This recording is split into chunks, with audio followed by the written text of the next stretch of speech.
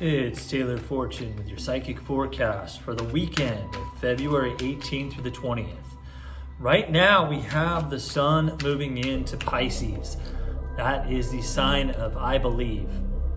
So Pisces means we're feeling receptive, intuitive, emotional, psychic. It's the mystical realm. Pisces is that liminal state between the world of matter and the realm of the spirit. Oftentimes it can have various effects on us, making us very dreamy. Sometimes it can make us a little depressed, a little impractical. Those are the deactivated side of Pisces. I always say Pisces, more than any other sign, is a sign for someone who is spiritually activated. It's possibly the most powerful sign in the zodiac. But conversely, someone who is not spiritually activated, somebody who is just not in touch with that side of themselves, the more divine, connective side, it can make them, impractical. It can make them lazy. It can just make them have difficulty working with the real world, with reality. They're often like that daydreamer at work or that person that just can't seem to focus. So I'll say it one more time. An activated Pisces is incredibly strong, mystically, spiritually, empathically, intuitively, and a Pisces who is not in their spiritual power often can be a daydreamer, or they can be lazy, or they could just not have their shit together. You know what I mean? Just not feeling like they belong on this realm. They're like a mist, like a floating mist. So the energy for that. The Magus, okay? Perfect. Spiritual activation here, working with the elements. This is about manifestation. This is about creating something out of nothing, which is what alchemy is transmutation of energy. Magic is creating matter, energy, change from nothing through spell casting, which means to spell. You're writing something into existence. You're creating something into reality.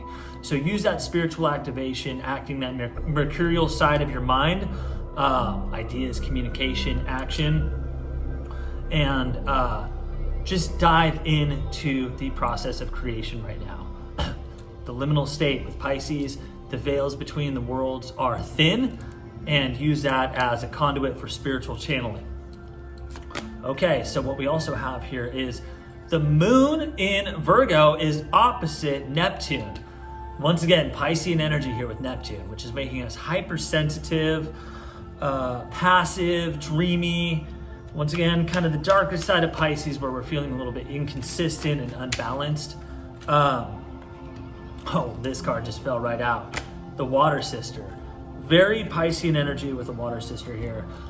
It means moving on the material plane into the unknown area with youth, vigor, enthusiasm, and with love, but guided by your mystical channels, your mystical portals, mystical knowings, okay? So we're using our intuition, our heart, our emotions to travel into the distance along this journey of life, into our life path, our life purpose. And we're using mystical energy to create something on the plane of matter, okay? And what we are creating is, once again, it's dictated by love, by our emotions, by our psychic intuition, and by just channeling that spiritual energy onto the real world. So beautiful energy. That is going to be perfect for this weekend. I'm going to be doing a lot of creativity over the weekend, a lot of writing, and I'm hoping that writing is activated by acting as a spiritual conduit to my divine guides, to channeling ideas and messages through me that I will be able to put onto the written page. So also this weekend, we have the moon in Virgo trining with Pluto, okay? Pluto and Capricorn. So adventure, that's the name of the game here. So 2 earth signs, Virgo, Capricorn, and then with that trine with Pluto, it just always brings change, massive transformation here. So we're feeling excited, we're feeling this sense of adventure, discovery. This is a time to take action. So as the mystical gateways are opening up with that Piscean, Neptunian energy, also take action. Go do something. Take a road trip. Go on an adventure. Go explore. okay, and the energy for that. Right now is not a good time to make huge life decisions on the material plane. Do not invest right now. Do not move right now.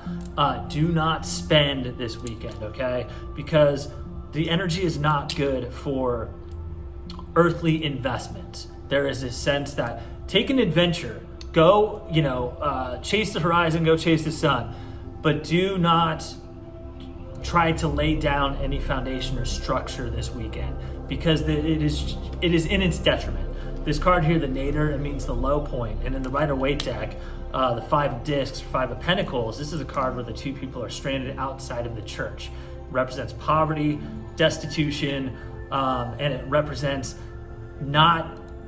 just ultimately being at a low point, trapped there by expectation in the dark pyramid of your past, keeping you from excelling, keeping you from reaching this point of higher living on all the planes: material, intellectual, emotional, physical.